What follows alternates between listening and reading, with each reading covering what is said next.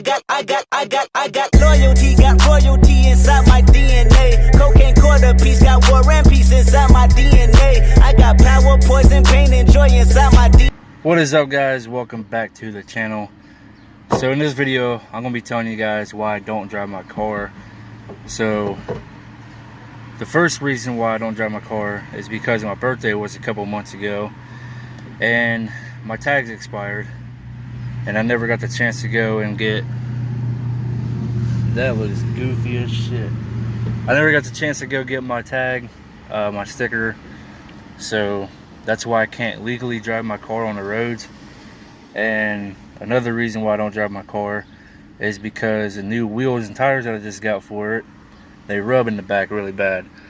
So the one on the back driver's side, it actually rubs against the quarter panel and is eventually going to scrape all the paint off and cause it to rust out because it needs an alignment. So the previous owner was drifting the car, and I guess he smashed up against the sidewalk or whatever like this right here and completely bent the entire wheel into the car, and that's what bent the lower control arm, causing the tire to stick out and have really bad camber. So they end up replacing the wheel, and then they tried it again on the other side, and that time they just exploded the tire and caused the metal to fold up where the battery goes. So the battery on this car isn't the original battery. It's not even the battery that goes to the car. It's a smaller one. BMW batteries are like about a foot long, and the one that's in the car now is a little tiny battery. So yeah, every time I want to go somewhere, I have to jump start my car because the battery is completely junk.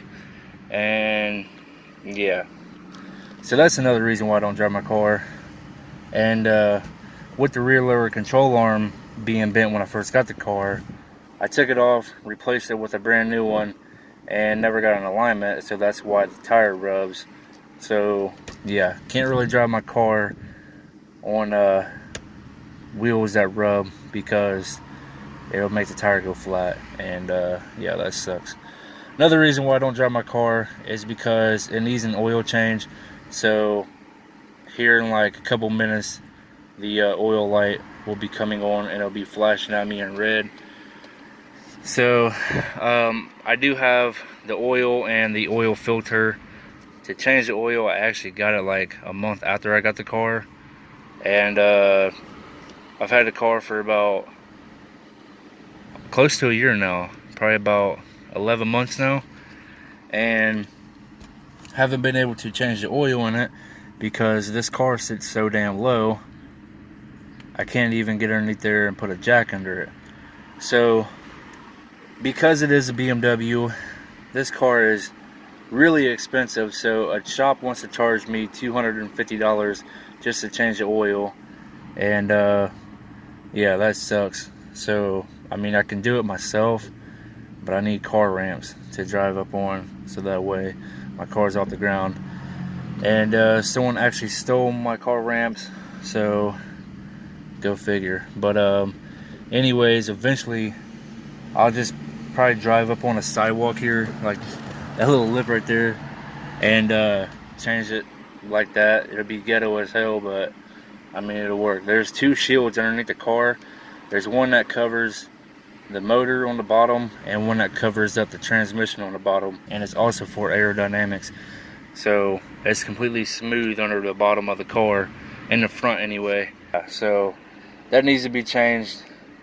I accidentally put a little bit of tranny fluid in it because the previous owner, for some reason, put 3 bottles of oil and a bottle of transmission fluid in the storage compartment under the hood, and I thought that all of it was engine oil, so I put a little bit in there, and yeah, that's not good. So that's why I don't drive my car.